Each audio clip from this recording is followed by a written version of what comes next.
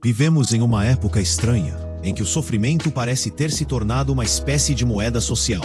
Existe uma frase atribuída a Freud que diz: antes de se autodiagnosticar com depressão, confirme que não está cercado de idiotas.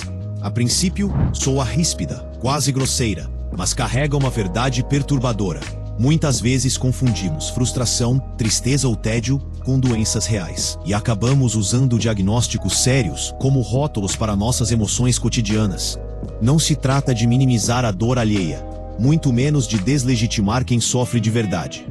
Pelo contrário, mas é inegável que em certos contextos, depressão e TDAH têm se tornado quase uma tendência, uma forma de se identificar, de se conectar e até de se diferenciar nas redes sociais.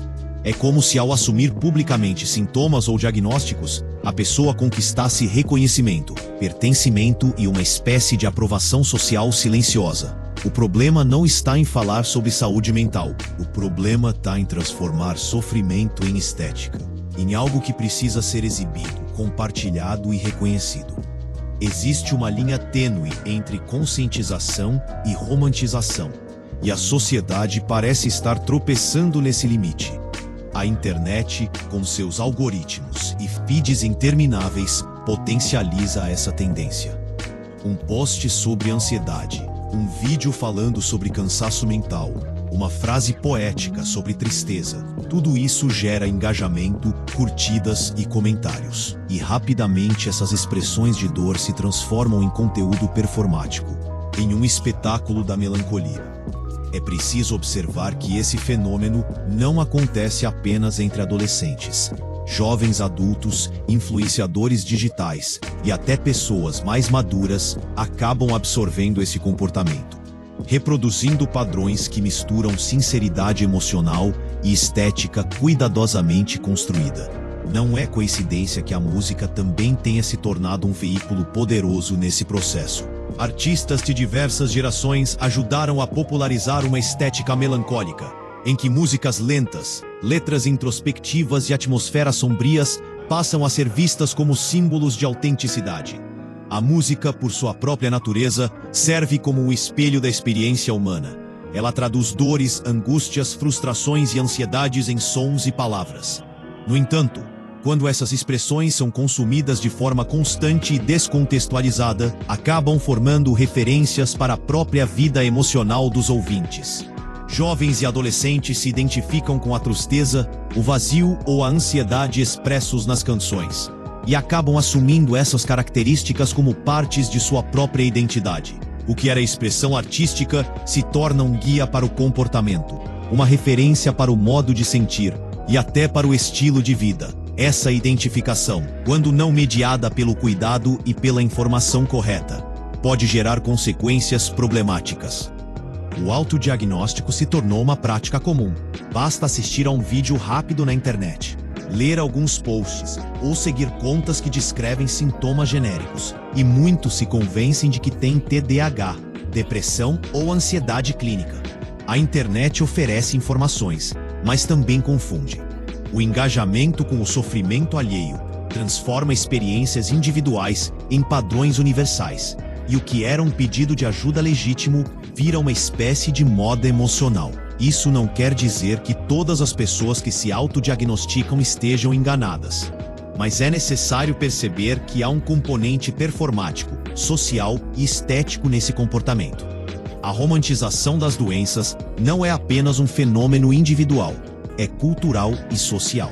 As redes sociais incentivam a exposição da dor, e a sociedade celebra o sofrimento como algo profundo, poético, autêntico. Existe uma pressão implícita para que o cansaço mental e emocional seja demonstrado de forma estilizada, para que seja reconhecido e validado. Aqueles que não se identificam com sintomas populares podem se sentir deslocados, desconectados ou até superficiais. Assim, a doença deixa de ser apenas um problema de saúde e se transforma em símbolo de pertencimento, em uma forma de capital social emocional. Mas é preciso diferenciar cuidadosamente.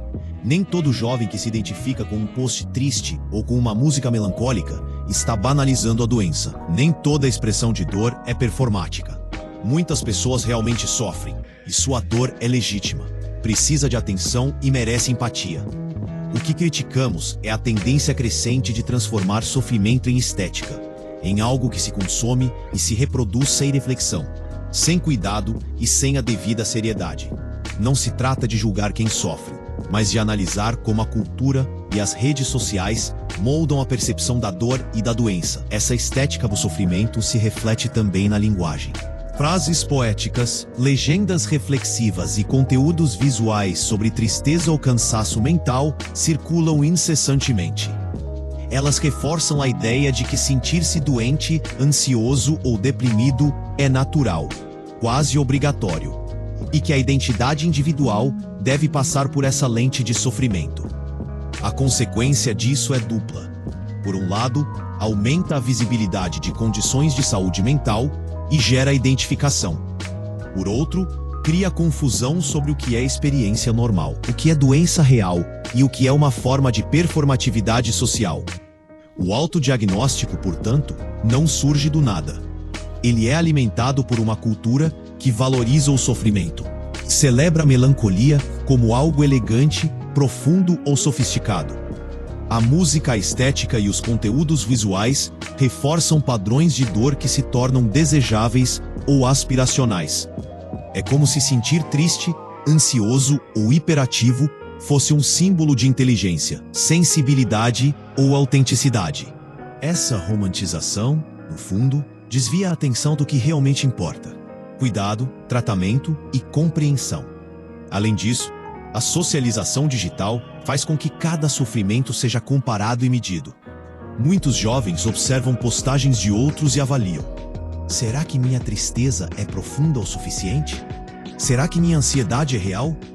Essa lógica transforma experiências humanas legítimas em competições silenciosas de sofrimento, em algo que precisa ser percebido como significativo para ter valor social.